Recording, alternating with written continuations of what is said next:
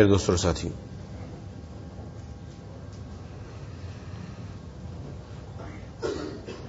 سورۃ المؤمنون کی آیات پر درس چل رہا ہے۔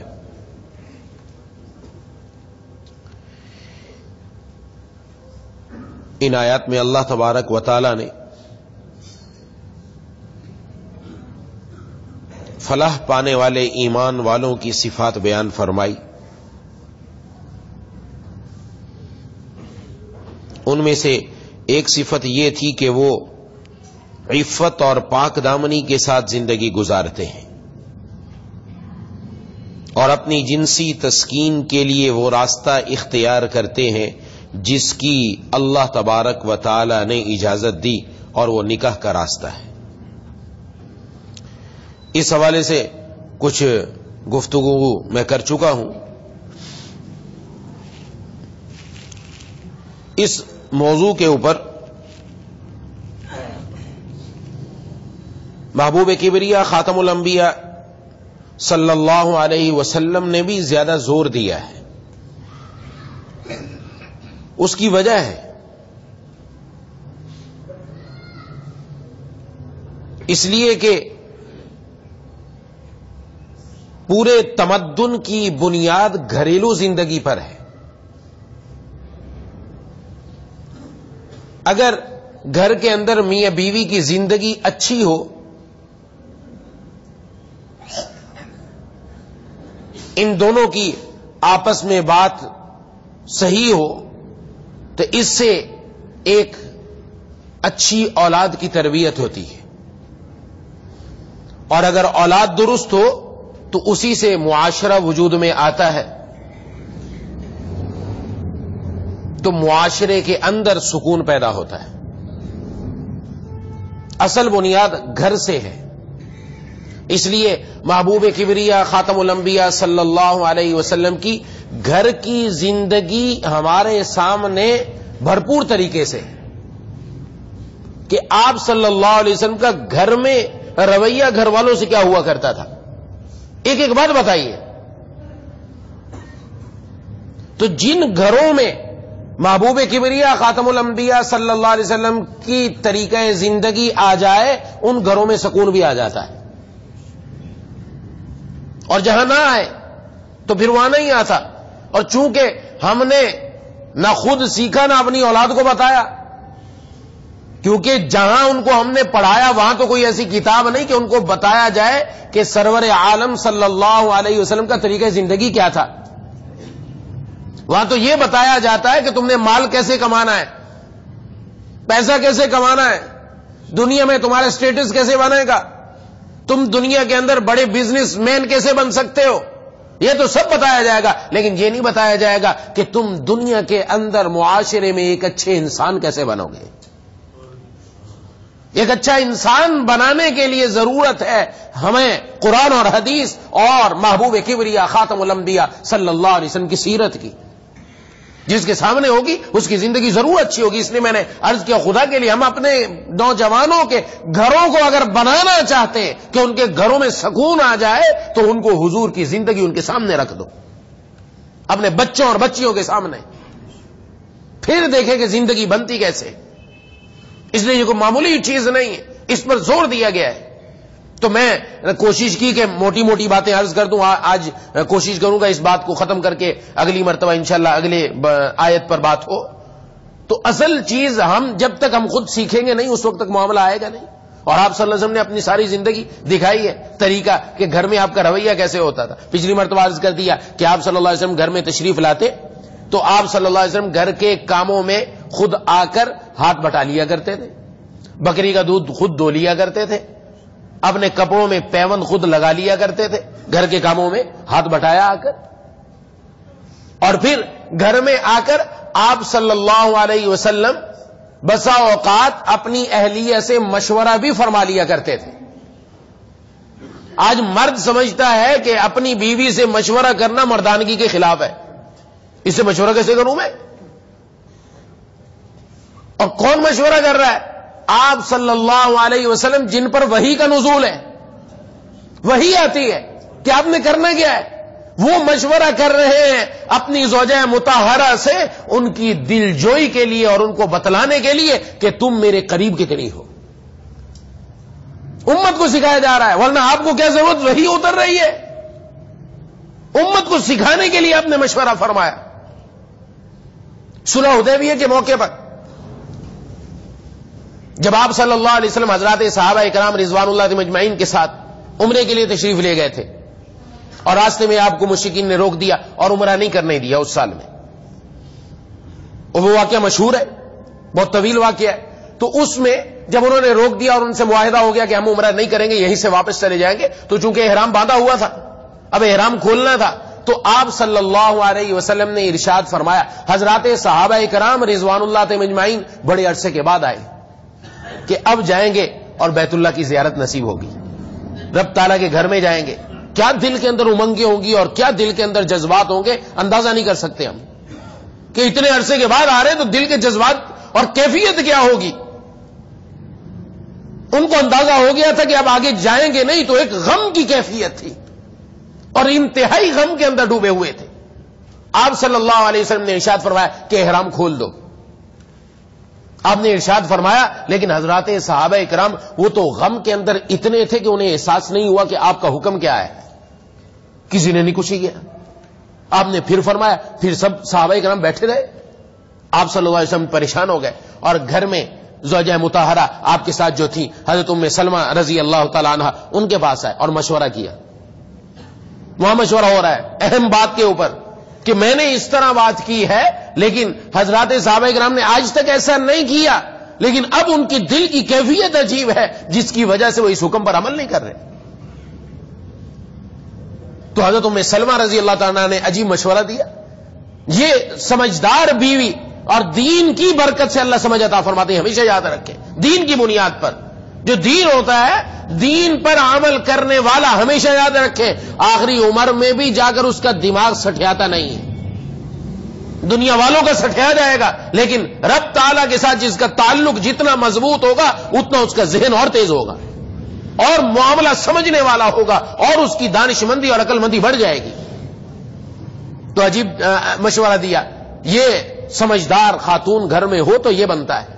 عرض کیا کہ آپ چلے جائیے اور حجام کو بلوا کر صحابہ کرام کے سامنے خود اپنا سر مڑوا دیجیے, یعنی عمل کیجیے آپ خود. آپ صلی اللہ علیہ وسلم باہر تشریف لے گئے, حجام کو بلایا اور جیسے ہی سر مڑوایا صحابہ کرام کھڑے اور سب نے اپنے سر مڑوا دیے.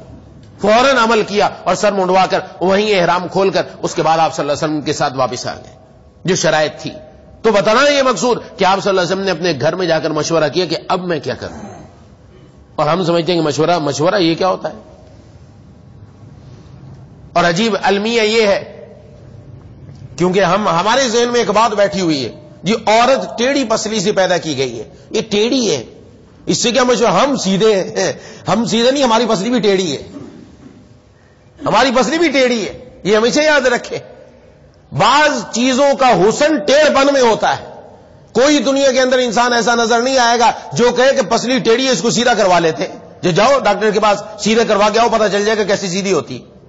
یہ سیدھی ہو ہی نہیں سکتی. سیدھی کرو گے ٹوٹ جائے گی, اور ٹوٹ جائے گی تو کام ہی نہیں رہے گی, پھر آپ بیکار ہو جائیں گے, کام نہیں آئے گا.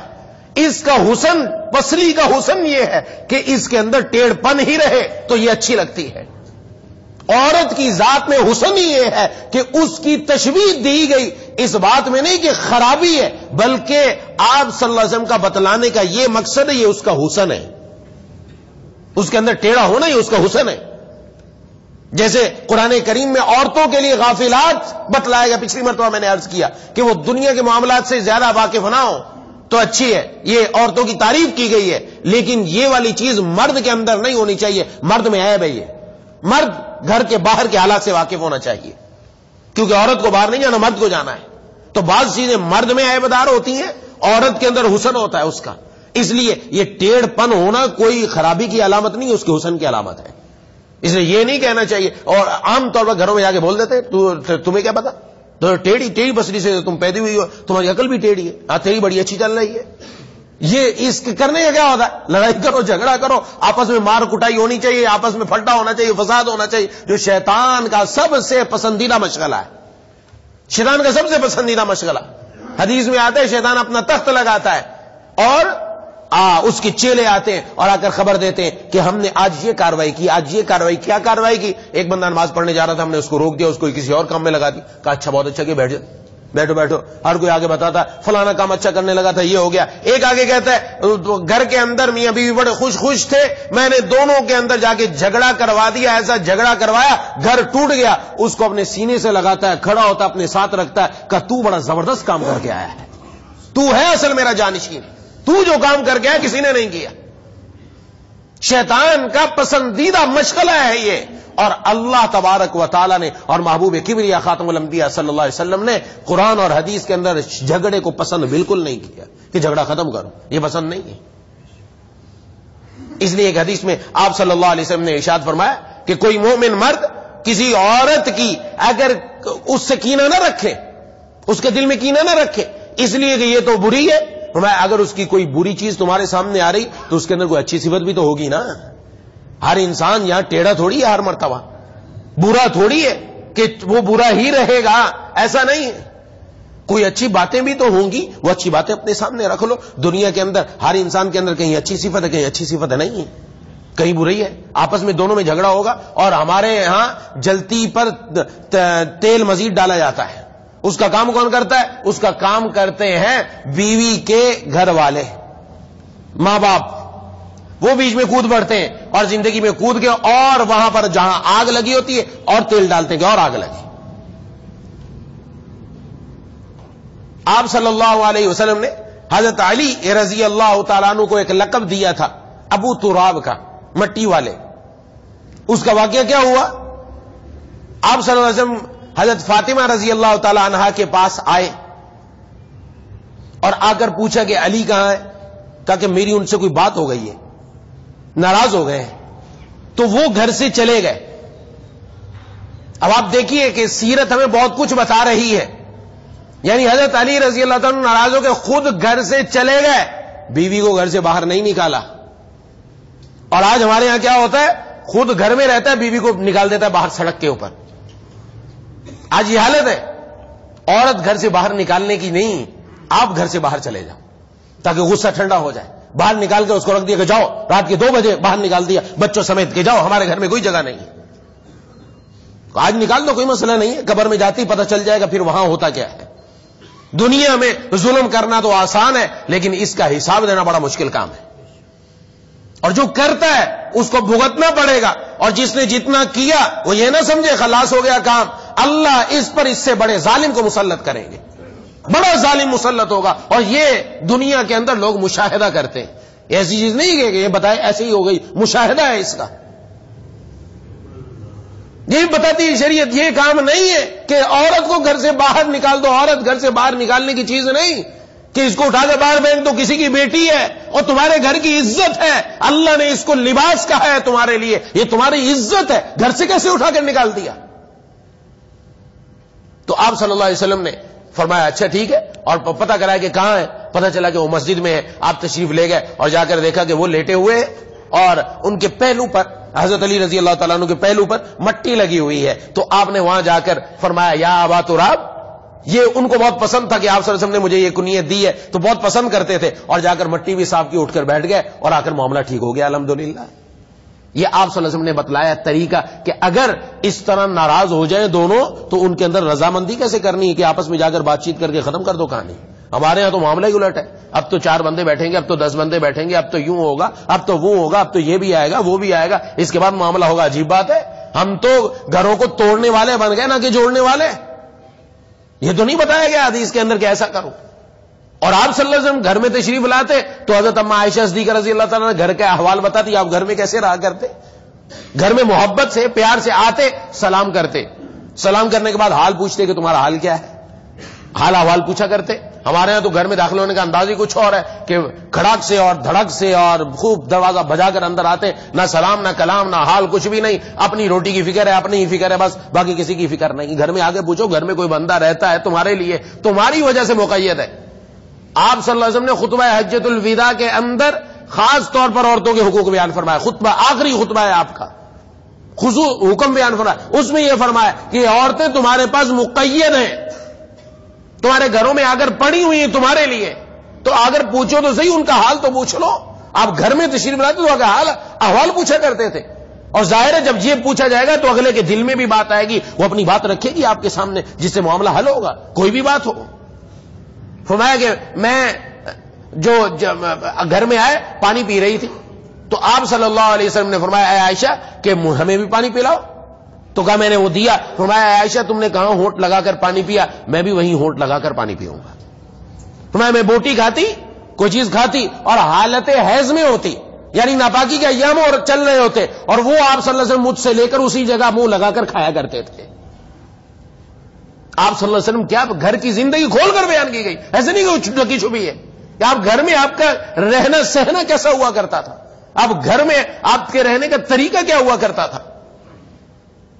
اور جب گھر کے اندر دینداری ہوگی پھر ان کی آپس میں سچی محبت ہوگی، اور بیوی جتنی زیادہ شوہر سے محبت کرنے والی ہوگی اتنی غیرت مند ہوگی، اتنی غیرت ہوگی اس کے اندر، کیونکہ محبت اور غیرت دونوں جمع ہوتی ہیں. جہاں محبت ہوگی وہاں غیرت ہوگی. وہ اپنے شوہر کے لیے کسی دوسرے کو پسند نہیں کرے گی کبھی بھی، اور شوہر کے اندر بھی محبت ہوگی تو وہ بھی غیرت والا ہوگا، وہ اس کو کسی دوسرے کے ساتھ پسند نہیں کرے گا. آج تو گھر میں آتے بیوی کا حال تو پوچھا نہیں ہے. ہاں بیوی کی بہن کے ساتھ بڑی گپ شپ ہو رہی ہے، اس کے ساتھ گپ شپ ہو رہی، اس کے ساتھ اپنی دل کی بات شیئر کی جا رہی ہے. شیئر کی میں نے اس سے، تو بیوی گھر میں کس لیے آئی تھی؟ فاصلہ تو اللہ نے یہاں ختم کیا. اللہ نے یہاں قرآن و حدیث کہہ رہا ہے کہ یہ تمہارے لیے لباس ہے، تم اس کے لیے لباس ہو. یہاں فاصلہ ختم کر دیا گیا، میاں اور بیوی کا تم دونوں قریب ہو گئے. اب تم نے آپس میں ایک دوسرے کو اپنی بات شیئر کرنی ہے. وہاں تو فاصلہ ابھی تک قائم ہے، بلکہ وہاں تو فرما دیا گیا وہاں موت ہے، موت. وہ کیفیت تو وہاں یہ ہے، وہاں حکم قرآن و حدیث کے اندر جو دیا گیا جس سے پتہ چلتا ہے کہ جہاں بچنا ضروری ہے یہاں تو اور زیادہ بچنا ضروری ہے ایسے رشتے سے کہ جہاں پر فتنہ زیادہ ہو سکتا ہے. اس سے تو قریبی تعلق ہے، اور یہاں بیوی کے ساتھ ہے ہی نہیں. بیوی کے ساتھ منہ پر 12 بجے ہوئے، کبھی ہنس کے بات ہی نہیں کی، اور جو بیوی کی بہن ہے اسے ہنس ہنس کر باتیں ہو رہی ہیں، گپ شپ لگ رہی ہے. عجیب معاملہ ہے. یعنی الٹی گنگا ہمارے یہاں مصیبت. یہ کہاں سے آیا؟ یہ یورپ سے آیا، ہمارے اندر سارا باہر سے آیا. آپ صلی اللہ علیہ وسلم کی سیرت یہ نہیں سکھاتی ہمیں. آپ صلی اللہ علیہ وسلم کا جو طرز ہے وہ یہ نہیں سکھاتا. وہ تو گھر میں آنے کا طریقہ بتاتا ہے کہ اپنے گھر میں کیسے آنا ہے. گھر میں آؤ تو پھر تم نے کرنا کیا ہے، یہاں طریقہ یہ بتایا گیا ہے. اس لیے اس سیرت کو پڑھیں. سیرت کو پہلے بھی بارہا میں نے عرض کیا، آپ صلی اللہ علیہ وسلم کی سیرت مختلف کتابوں میں لکھی ہوئی ہے. سیرت مصطفیٰ ہے، یہ نام ہے کتاب کا. حضرت مولانا ادریس کاندھلوی رحمۃ اللہ علیہ کی وہ لے لیں. سیرت خاتم الانبیاء ہے ان کی حضرت مفتی اعظم پاکستان مفتی محمد شفیع صاحب رحمہ اللہ کی. اسوہ رسول اکرم صلی اللہ علیہ وسلم حضرت ڈاکٹر عبداللہ عارفی رحمہ اللہ کی کوئی بھی کتاب لیں، پڑھیں. گھر میں ہم نے رہنا کیسے ہے، ہماری گھر کی زندگی بن گئی تو انشاءاللہ کام بن جائے گا. انشاءاللہ ہمارے گھروں میں سکون ہوگا اور آگے ہماری نسلوں کے اندر بھی سکون آئے گا. یہ چیز سکھانے کی ہے ہمیں، یہ چیز ہمیں سیکھنے کی ہے کہ ہم سیکھیں کہ ہم نے کس طرف جانا ہے. اور آپ صلی اللہ علیہ وسلم گھر میں یہ طریقہ سکھا رہے ہیں. ایک زوجہ مطہرہ کے گھر پر تھے، ان کی باری تھی، تو چونکہ اگر ایک سے زائد بیویاں ہوں تو ان کی باری مقرر ہوتی ہے. ہر ایک کے پاس اگر ایک دن دینا ہے یا ایک ہفتہ دینا ہے تو سب کو ایک ایک ہفتہ دینا ہے، ہر ایک کو ایک ایک دن دینا ہے، ایک ایک دن دینا ہے. یہ ترتیب ہے شریعت کی طرف سے. تو ان کے گھر تھے تو دوسری زوجہ مطہرہ نے کچھ بنا کر بھیج دیا ان کے گھر میں، اور خادم لے کر آیا تو ان کو پسند نہیں آیا کہ میرے باری میں کوئی دوسری نے کھانا کیوں بھیجا. تو زور سے اس خادم کے ہاتھ پر ہاتھ مارا تو جس پلیٹ کے اندر جو کھانا تھا وہ پلیٹ نیچے گری اور ٹوٹ گئی. اب ہم جیسا ہوتا تو کچھ اور ہی معاملہ ہوتا. آپ صلی اللہ علیہ وسلم نے عجیب جملہ ارشاد فرمایا. آپ نے اس خادم کو فرمایا تمہاری ماں کو غیرت آ گئی. بات ختم کر دی کہ غیرت آ گئی کہ دوسری کی طرف سے کیوں آیا کھانا، جب گھر میں موجود ہے تو یہی سے کھانا کھائیں گے. آپ صلی اللہ علیہ وسلم نے وہ کھانا وہ تو اٹھا لیا اور اس کو کیا صاحب، اور وہ پلیٹ کے ٹکڑے جمع کر لیے، اور اسی گھر سے ان کے گھر سے، کیونکہ ان کے گھر سے پلیٹ ٹوٹی ہے، ان کی جو صحیح سالم پلیٹ تھی وہ خادم کے حوالے کی کہ یہ جا کے ان کے گھر میں دے دو، معاملہ صاف ہو گیا. یہ آپ صلی اللہ علیہ وسلم نے اپنے گھر میں ایسا کیا. آپ صلی اللہ علیہ وسلم نے اپنے گھر والوں کے ساتھ رہ کر دکھلایا کہ تم نے گھر والوں کے ساتھ رہنا کیسا ہے. دین صرف ٹوپی کا نام یا داڑھی کا نام نہیں، نماز کا نام نہیں، اپنے گھر کے اندر اخلاق کا نام ہے، جس کے بارے میں جناب نبی کریم صلی اللہ علیہ وسلم نے فرمایا اکمل المؤمنین ایمانا احسنکم خلقا. تم میں سب سے زیادہ کامل ایمان والا انسان وہ ہے جو اخلاق جس کے سب سے اعلیٰ ہوں. اور پھر خیارکم خیارکم لاہلی، اور ان میں سب سے بہترین وہ ہے جو اپنے گھر والوں میں سب سے بہترین ہے، گھر والوں کے ساتھ. اس کے اوپر شریعت نے بڑا زور دیا ہے. اس لیے آپ صلی اللہ علیہ وسلم نے بھی اپنی آخری خطبے میں اس کے اوپر زور دیا کہ عورتوں کے بارے میں تم وصیت قبول کرو. اس لیے ارشاد فرمایا آپ صلی اللہ علیہ وسلم نے کہ ایک آدمی اپنی بیوی کو مارتا اس طرح جس طرح اپنے غلام کو مارا جاتا ہے. فرمایا مارتا بھی ہے اس کو اور رات کو اپنے ساتھ لیٹاتا بھی ہے. یہ غیرت کا تقاضا ہے کیا؟ یہ کون سی تقاضا ہے؟ اسی لیے آپ صلی اللہ علیہ وسلم نے منع فرمایا تھا کہ ان اللہ کی بندیوں کو مت مارو. تو وہ آئے حضرات صحابہ اکرام رضوان اللہ اجمعین اور آ کر بتایا کہ عورتیں تو ہم پر شیر ہو گئی. آپ نے کہا مارو نہیں. تو مارنے کا مطلب یہ نہیں کہ جیسے آج کل ٹھکائی لگائی جاتی، پٹائی لگائی جاتی، یہ مطلب نہیں ہے. یہ کہیں بھی نہیں ہے. اس کی اجازت کسی کو نہیں ہے. نہ شوہر کو اجازت ہے، نہ باپ کو اجازت ہے بیٹے کو اس طرح مارنے کی، بیٹی کو اس طرح مارنے کی. نہ شوہر کو اجازت ہے، نہ استاد کو اجازت ہے. وہ ایسا مار نہیں دے سکتا کہ جسم پر نشان پڑ جائے، جسم کے اوپر تکلیف آ جائے.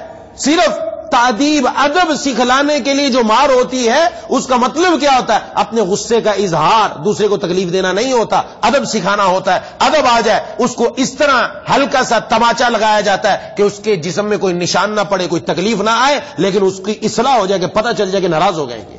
یہ مطلب نہیں کہ مارو وہاں پر ڈنڈے لے کے مارو اور نہ جانے کن کن چیزوں سے مارا جاتا ہے. بالکل اجازت نہیں ہے اس کی. یاد رکھنا جی، باپ کو بھی اجازت نہیں ہے. چہرے پر تو مارنے کی بالکل اجازت نہیں. چہرے پر کسی کو مارنے کی کسی طور پر اجازت نہیں ہے. کیوں؟ آپ صلی اللہ علیہ وسلم نے منع فرمایا یہ حسن کا مظہر ہے، اس کے اوپر ہر چیز نہ مارو. نہیں مار سکتا کوئی بھی. لیکن آج کل جو ہو رہا ہے وہ سامنے. تو آپ صلی اللہ علیہ وسلم نے منع فرمایا کہ ان کو نہیں مارو. تو آپ صلی اللہ علیہ وسلم سے آ کر حضرات صحابہ کرام نے عرض کیا کہ عورتیں تو شیر ہو گئی، دلیر ہو گئی ہم پر. تو آپ نے فرمایا اجازت ہے لیکن تادیباً مارنے کی. لیکن پھر خواتین کی طرف سے شکایت آئی آپ صلی اللہ علیہ وسلم کے پاس. تو آپ نے ارشاد فرمایا کہ محمد کے گھر پر، گھر والوں کے پاس صلی اللہ علیہ وسلم لوگ گھروں سے آتی ہیں باتیں کہ گھروں میں ایسا سلوک کیا جا رہا ہے. فرمایا یہ لوگ بہترین لوگ نہیں ہیں جو اپنی بیویوں کو اس طرح مارتے ہیں. منع فرمایا اس سے. یہ گھر کا طرز نہیں ہے، زندگی چلانے کا طرز نہیں ہے.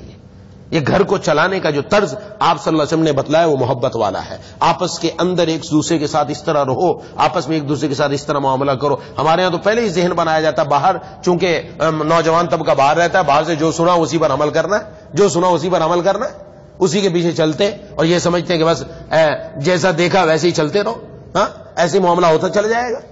نہیں، وہ نہیں. آپ صلی اللہ علیہ وسلم کی سیرت دیکھو. ہم نے اپنی اگلی زندگی گزارنی اور یہ کوئی عام زندگی نہیں. پہلے میں عرض کر چکا کہ یہاں پر یہ جس کے ساتھ آپ کا تعلق قائم ہو رہا ہے یہ صرف دنیا ہی میں نہیں، قیامت کا بھی تعلق ہے. یہ قیامت والے دن بھی اس نے ہمارے ساتھ ہی کھڑا ہونا ہے. قیامت والے دن بھی ہمیں اس کا جواب دینا ہے. ایک معمولی بات نہیں ہے. لہذا انتخاب کیسا ہونا چاہیے، اس انتخاب کو دیکھو. اس انتخاب کے بعد اب اگر کہیں کوئی بات اوپر نیچے ہے تو پھر اس کی اصلاح کی کوشش کرتے رہو. اصلاح کے درجات ہیں، ترتیب ہے، بتائی گئی کہ کس طرح تم نے گھر والوں کی اصلاح کرنی. یہ جو آج کل ہمارے معاشرے کے اندر ایک مزاج بن چکا ہے کہ بس آؤ دیکھا نہ تھا اور شروع ہو گئے مارنا، اس کی ہرگز اجازت نہیں. یا زبان سے گالیاں دینا شروع ہو گئے یا نازیبا کلمات کہنا شروع ہو گیا. عورت کو غیرت تب آتی ہے اس کے سامنے دوسری عورتوں کی تعریف ہو رہی ہے، فلانی تو ایسی ہے، فلانی تو بڑی اچھی ہے، وہ تو یوں کرتی ہے، اور اس کے اوپر خوردبین لگا رکھی ہے. تیرے اندر تو یہ کمی، اور ہزار اچھی چیزیں نظر آ رہی ہیں، خوردبین لگائی نہیں، تیرے اندر تو یہ کمی، تیرے اندر تو یہ کمی. تو غیرت نہیں آئے گی اس کو. کوئی ہمارے ساتھ ایسا کرے تو ہمیں غیرت نہیں آئے گی، غصہ نہیں آئے گا، معاملہ خراب نہیں ہوگا. یہ تو جھگڑے کی بات ہے. ارے بھائی اس کے اندر اگر خرابی ہے تو دنیا کے اندر کون سا انسان ایسا ہے جس میں خرابی نہ ہو سوائے انبیاء علیہم السلام کے. یہاں ہر انسان میں جہاں مرد ہے وہاں جہاں عورت ہے دونوں ایک دوسرے کے قریب. اسی لیے تو لباس کہا گیا. عجیب لفظ ہے یہ لباس. اس لیے کہا گیا کہ لباس انسان کے عیوب پر پردہ ڈالتا ہے. شوہر بیوی کی کمیوں پر، اس کے عیوب پر، اس کے اندر کوتاہیوں پر پردہ ڈالے، دوسروں کے سامنے اظہار نہ کرے کہ میری بیوی میں یہ کمی ہے، یوں ہے، فلاں ہے، یہ نہیں، اظہار مت کرو. دوسروں کے سامنے اس کی اچھائی آنی چاہیے. اور ایسے بیوی کی ذمہ داری وہ اپنے شوہر کی کمی نہ بتائے، کسی جگہ نقص نہ بتائے، عیب نہ بتائے، اس کی تعریف کرے. اور گھر میں جا کر شوہر کو تو کرنی چاہیے تعریف. اس تعریف کے ذریعے گویا ہم اس کی صبح سے لے کر شام تک کی خدمت کا حق ادا کر دیتے ہیں. آج تو یہ حق ادا ہوگا نہیں. باہر سے جو کھانا وانا آئے وہاں تو بڑا حق ادا ہوتا ہے، لیکن یہاں نہیں ہے. یہاں معاملہ ہی الٹ ہے. جیسے ایک آدمی نے سنا تقریر کے اندر، تقریر ہو رہی تھی تو اس میں بتایا کہ گھر والوں کی تعریف کیا کرو، کھانا بڑا زبردست بنتا ہے، اچھا بنتا ہے، مزیدار بنتا ہے، ہاں تعریف کیا کرو. تو گھر میں گیا تو گھر والی نے کھانا لا کے رکھا، کھانا کھانے کے بعد بڑی تعریف کی. اس نے اٹھا کر وہیں سے چمچہ دے مارا، کہا آج تک میرے کھانے کی تعریف نہیں کی، آج پڑوسیوں سے کھانا آیا تو اس کی تعریف کر رہا ہے. آیا تو کھانا پڑوسیوں کی طرف سے، تو اس بیچارے تو لا علم تھا کہ پتہ نہیں تھا کہ کھانا کہاں سے آیا. تو یہ کیفیت بھی نہ ہو. ہاں اپنی اونچ نیچ ہوتی رہتی ہے، لیکن تعریف کر کے ہم ان کا گھر کے اندر تعریف کر کے ان کا حوصلہ بڑھا سکتے ہیں. عورتوں کے اندر یہ ہے، اسی وجہ سے آج بچیوں کا شکار غلط لوگ زیادہ اسی طریقے سے کرتے ہیں. اس کی ناجائز تعریف کرتے رہیں گے، جھوٹی تعریف کر کر کے ان کو اس طرح کر دیتے ہیں کہ وہ اپنے آپ کو ان کے سامنے پیش کر دیتی. نعوذ باللہ. یہ دنیا میں یہی چرچا ہو رہا ہے نا، یہ طریقہ کار ہے اور غلط طریقہ کار ہے. یہ حکم گھر میں شوہر کو ہے کہ وہ اپنی بیوی کی تعریف کرے. بس اس تعریف سے اس کا گویا صبح سے شام تک کی تھکن اتر جاتی ہے کہ تعریف ہو گئی. دو جملے بولتی ہے. حضرت ڈاکٹر عبداللہ عارفی رحمہ اللہ فرمایا کرتے تھے، فرمایا کہ ایک مرتبہ گیا کسی جگہ، گھر ان کے جو جن کے گھر میں گئے ان کا تعلق بھی حضرت سے تھا، ان کی گھر والی کا تعلق بھی حضرت سے تھا. تو اس نے کھانا بنایا، کھانے کے بعد وہ چونکہ پردے میں تھی تو حضرت نے تعریف کی تو آواز وہاں تک چلی گئی کہ کھانا بہت اچھا بنایا ماشاءاللہ. اور یہ ہمارے اکابر سکھاتے ہیں، اپنے بچوں کو بھی سکھانا چاہیے. وہ اپنی ماں کا بھی شکریہ ادا کریں کہ امی آج بڑا اچھا کھانا بنایا، زبردست کھانا بنایا، ہمیں بہت شکریہ آپ کا، آپ نے ہمارے لیے یہ ساری چیزیں تیار کی. ہاں شکریہ وکریہ کے چکر ہی نہیں ہے، یا تو چکر ہی دوسرا ہے. شکریہ وکریہ کہاں سے آئے گا؟ یہ شکر کرنا سکھانا چاہیے. آج ہم اپنے بچوں کو شکر کرنا سکھائیں گے، ایک اللہ کا شکر بھی ادا کریں گے. جہاں جائے گا شکر ادا کرے گا، اور شکر کرنے سے نعمت بڑھتی ہے، انشاءاللہ بڑھے گی. ہمارے یہاں معاملہ ہی الٹ ہے. شوہر بھی اگر کوئی چیز لے کر آیا بیوی کے پاس تو اس نے آتے ہی اس کے اندر سے عیب نکالنا ہے پہلے کہ یہ فضول چیز لے کر آ گیا، تو کہاں سے اٹھا کے لایا، پتہ ہی نہیں تمہیں خریداری کرنے کا. اور اگر بیوی لے کر آ گئی تو شوہر صاحب کا مزاج بھی یہی ہے، بس دے گا فضول چیز میرے لیے لائی، 2 نمبر چیز لے کر آئی، 1 نمبر لانی تھی فلانی دکان پر جاتی، یوں جاتی وہ جاتی. ارے کوئی لے کر آیا محبت سے تعریف کر دو اس کی کہ لے کر آئے بہت اچھی لگی ہے، مجھے پسند آ گئی ہے. ہاں اگر کوئی کمی عیب ہے آئندہ کبھی اس کو بتا دینا کہ آئندہ جب خریداری کرو، آئندہ اس وقت نہیں، بعد میں جب کبھی ماحول ہو اس وقت بتا دو کہ خریداری کرتے ہو یہ چیز دیکھ لیا کرو، واقعتاً اس میں کمی ہے تو. لیکن یہ تو اپنی سر پر مکھی نہیں بیٹھنے دینی نا، اس لیے کہا نہیں تم تو لائے دو، تو پتہ ہی نہیں، تمہیں تو طریقہ ہی نہیں آتا خریداری کیسے ہوتی ہے. یہ انصاف کو بڑا طریقہ، انہیں کو بھیجا کرو، ساری خریداری کر کے آئیں گے. عجیب ہی سسٹم ہے، عجیب معاملہ ہے. کیوں؟ اس نے پیچھے سے ہم نے شکر کرنا سیکھا نہیں ہے. آگے جا کر ہم شکر کرتے نہیں، معاملات خراب ہوتے ہیں. شکر کرنے کی عادت، یہ تو بندہ، جس بندے نے بندے کا شکریہ ادا نہیں کیا اس نے اللہ کا بھی شکریہ ادا نہیں کیا. تو ماں کا تو شکریہ ادا کرو نا بھائی، ماں کا تو کرنا چاہیے. اس نے خدمت کی بیچاری نے اتنی، جا کے ماں کا، نوجوانوں کو اور جن کی بیوی ہے وہ بیوی کا بھی شکریہ ادا کریں. صبح سے شام تک وہ ہمارے لیے مقید ہے اور ہمارے لیے کھانے کی تیاری، نہ جانے کن کن چیزوں کی تیاری، شکریہ ادا کریں. اونچ نیچ ہوتی رہتی ہے لیکن یا تو یہ کرنا چاہیے. تو حضرت نے وہاں تعریف کر دی تو اندر سے رونے کی آواز آئی. تو حضرت بڑے حیران ہو گئے کہ یہ کیا بات ہوئی. معلومات کروائی، پتا چلا تو وہاں سے بات آئی کہ آج تک میرے شوہر نے میرے کھانے کی کبھی تعریف ہی نہیں کی. آپ نے تعریف کی تو مجھے رونا آ گیا کہ باہر کا بندہ اگر کھانے کی تعریف کر رہا ہے، گھر کے بندے نے آج تک تعریف نہیں کی. یہ مزاج ہمارا بنتا چلا جا رہا ہے. اس لیے اس بات کا اہتمام، یہ میں چند باتیں عرض کی ہیں جو گھروں کو جوڑنے والی ہیں، گھروں کو بنانے والی ہیں. ہم اپنے گھروں کو جوڑیں، اپنے گھروں کو بنائیں، گھروں کو سکون کی جگہ بنائیں، گوشہ عافیت بنائیں، گوشہ جنت بنائیں. گھر کے اندر ہمیں سکون ملے. آج تو گھر کے اندر داخل ہوتے چلے جاتے ہیں، پارا چڑھتا چلا جاتا ہے.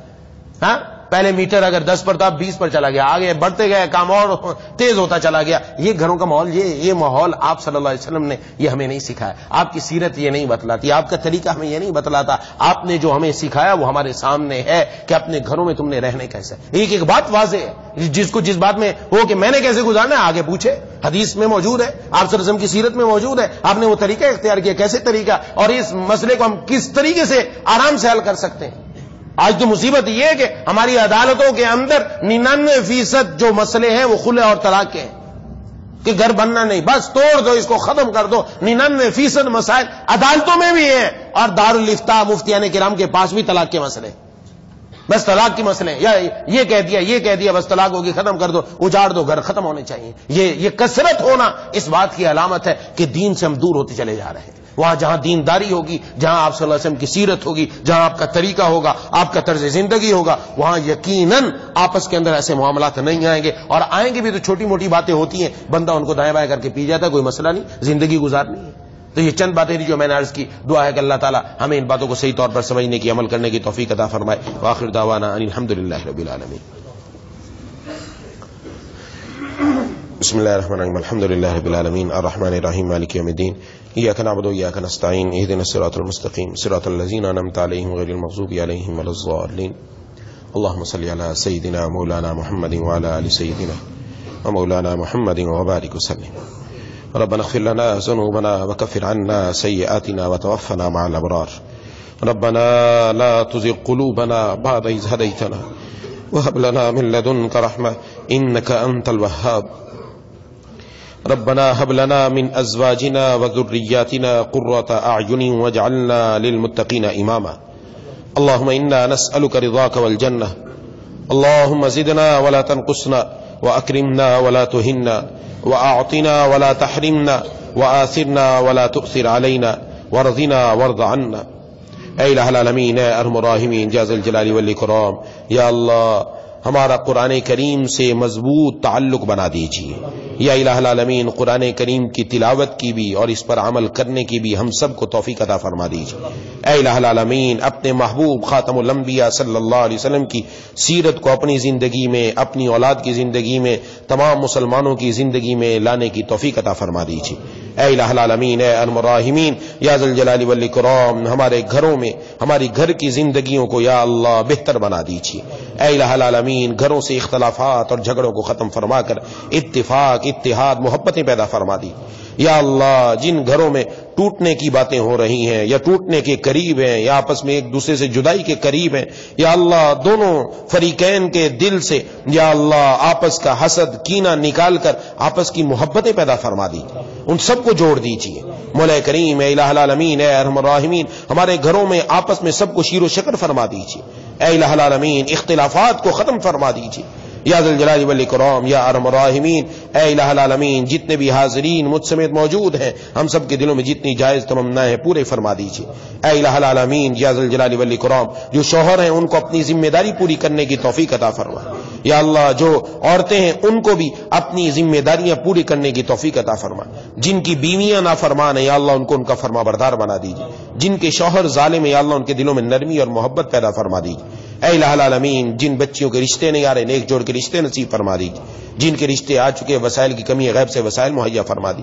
مولا کریم، اے الہ العالمین، اے ارحم الراحمین، یا ذا الجلال والاکرام، ہمیں اپنا اٹھنا بیٹھنا چلنا پھرنا سونا جاگنا ہر چیز اپنے محبوب خاتم الانبیاء صلی اللہ علیہ وسلم کے طریقے کے مطابق کرنے کی توفیق عطا فرما۔ سلامتی اعضاء، سلامتی ایمان سے زندہ رکھیے۔ سلامتی اعضاء، سلامتی ایمان کے ساتھ دنیا سے اٹھائے۔ رقیق القلب، رحیم المزاج بنا دیجیے۔ قلب سلیم، فہم سلیم، عقل سلیم عطا فرما دی۔ عقل سلیم پر فضل عظیم عطا فرما دی۔